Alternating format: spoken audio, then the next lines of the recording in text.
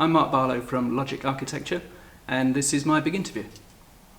So we're chartered architects, and we work throughout the UK, but with most of our work, sort of 75% is in Tees Valley, because Tees Valley is really taking off. It's such a booming time at the moment that there's so much work for us. The community is fantastic. It's like, even though we're only a small business, it feels like we're a part of a bigger team. So when I come to work every day, I see people in the car park, walk down the corridor, and I'm chatting to people, and it feels like I work for this massive organisation, even though we're actually only a small cog. But the way that we all integrate, and we've all got different skills, but we all bounce off each other, is incredible. It really does work. It's coming on well. It's a daunting task to design a £30 million building. But yeah, we're progressing forward now, and the idea is that there'll be a planning application in the new year. With a view that we should have something within sort of 2 years from getting planning. So not too far away. I think there's obviously this commitment to do Boho 10 and everything that goes with it. But like I was just saying, I think what will really get it to sing is when we actually have lots of buildings. And then it does become like a Silicon Valley, that it's not just one or two.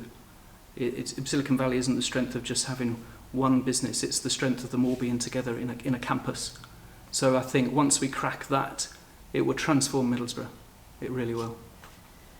Yeah, so when we first started, we spoke to an immersion, because obviously that overlaps with the stuff that we do. We work in a digital environment anyway, so it makes sense that we work with them to give them our computer model, and then they can do clever things with it, make videos and animations and stuff. So we've done some work with them. We've employed Creative Alchemist to do our rebrand. We used Ithaca Films to do like a sort of corporate video. Corporate's probably the wrong word, but you get the feeling, to do a nice video for what we do. We've spoken to Calm in the past. They did our first website. We've just used Inner City Digital to do our second website. So that's who we work with. And then the other way round, we designed some space for Appamondo. We designed a room for Double 11, although that didn't go ahead. That was like a sort of games lounge. They've ended up moving on, doing other things. We designed a building for Big Bite, again, which hasn't maybe come off yet. But so we work with loads of people. That's the great thing about Boho. Okay, so as an architect locally, I've designed a house for Tony Mowbray, Duncan Bannatyne, a few other people like that locally.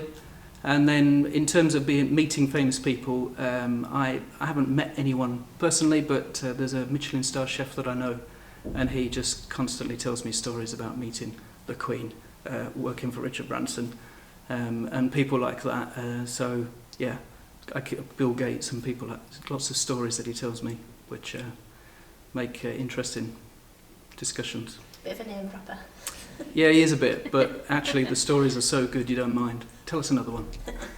Yeah, so the most memorable one was back in the 90s. I went to Wembley to see Guns N' Roses, although I wasn't actually there for Guns N' Roses. We were there for the support bands, which was Faith No More and Soundgarden, who were my favourite bands at the time. So that was memorable. And then at the end, even though we weren't bothered about Guns N' Roses, Brian May came on and said, "Oh, Brian May's just turned up to play a few songs." Fantastic. So yeah, it was great. Okay, so life is a bit hectic. Don't really do much sporting. I do get out on a Sunday morning and go for a bike ride with my mates, but that's pretty much it these days. Obviously I'm not from the northeast, but it's obligatory when you move to the northeast, you have to do the Great North Run. So I've done that a couple of times, but every time I've done it, I thought I was going to train and I never did. So I'm not going to tell you what time I got, but I got round. So it's the taking part. Was it all right without training? Yeah, it was okay. Until you get to the hill at 11 miles and then start chugging up the hill. But you've got to do it. Definitely Tees Valley Business Club. Obviously, we've got a lot of friends that go to it anyway, so as soon as you walk in, you just know everybody, which is great. And we actually go, and we end up talking about business that we're probably already doing with each other. So I wouldn't say that I go there and win work, but it's just that family thing again about being in Tees Valley and working with like-minded companies. So great attitude. I passionately think that any networking event, there shouldn't be a charge. You know, I know there's some that you can join and you have to pay money and you have to pay for the breakfast. And I just don't really get that. It's not necessary. You know, networking should be about people that you're familiar with rather than being forced to encourage people, which I don't agree with. Okay, so in Eaglescliffe, there, my favourite pub would be the Pot and Glass, which is our local, and you know, we know the landlord, known him for years. That's a great place to go. And if you want pub food, that's great, you know, really good. But in terms of restaurants in Yarm, I quite like Chenna, because I just think it's sort of unpretentious, but it's nice food. And the maitre d' guy there, Peter, is brilliant. Whatever pub he's in, you know it's going to be good. We probably try harder than most. It's really important to us. We've got kids, and I think as soon as you have kids, you just have this moral compass to do the right thing. It's just a bit of fun with this, really. There's a bit of a standing joke with some mates that I made the comment once about Terminator 2 being a great film, and they'd never let me live it down. So I guess if I had to choose a film, I think that sometimes I'm like a Terminator in that I won't give up. There's a great clip in Terminator 2 where everybody's just constantly firing at him, and he just keeps coming and coming and coming and doesn't give up. We touched on like climate change and stuff like that. I am staggered that why climate change is happening, whether it's happening just because that's just history and we can't control it or not, that may be the case. But the fact is climate change is happening.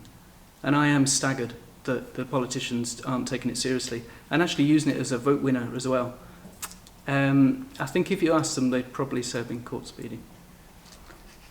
They've just got a bit of reputation for tearing around all over the place. And yeah, I got stopped last week, a couple of weeks ago, by a copper and had a bit of a ear bashing, and yeah, they're right. So I've slowed down again. At least you're in an electric car. Yeah, I think the most important person at the moment in the world is Elon Musk, because of what he's doing. And everyone knows of him for Teslas, but that is kind of just a sideline. He has this mission of trying to help the planet and humanity in itself, in terms of trying to get us off the planet or finding a way to get us off the planet, because we've got to leave ultimately, but also trying to create our own energy. And as soon as we crack that, we can solve a lot of problems. So Elon Musk would have to be on there. And I think somebody like maybe James May, I think he'd be good fun, and they could argue about electric cars, so that would be fun. And then just to chuck a bit of interest in there, someone like Ross Noble to just tear it up and just talk nonsense. I think that would be a really good mix. Well, I do have a bit of a hankering for the motorsport, which was a hobby I used to do, so I'd probably go back to that. And you know, something like Monaco Grand Prix, that would be pretty special. That's cool, you done. That was easy. Yeah, everyone says that at the end, the surprise. Is that it already? Yeah.